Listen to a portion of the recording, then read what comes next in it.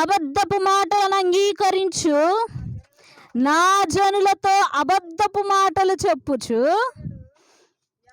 చేరుడు ఎవలకును రొట్టె ముక్కలకును ఆశపడి మరణమునకు పాత్రులు కాని వారిని చంపుచు బ్రతుకుటకు అపాత్రులైన వారిని బ్రతికించుచు నా జనులలో మీరు నన్ను దూషించెదరు.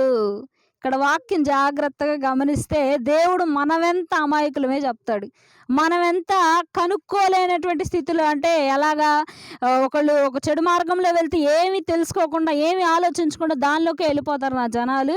అలాంటి పిల్లలు అన్నమాట నా పిల్లలు అని చెప్తాడు దేవుడు ఇక్కడ. చూడండి, అబద్ధపు మాటలను అంగీకరించి నా జనులతో. అంటే ఎవరు జనాలు ఏం చేస్తారంటే ఏ మాటలు అంగీకరిస్తారు? బాగా అబద్ధపు మాటలే. మంచి మాటలు ఎవరు వినేవాళ్ళు లేరు ఇక్కడ.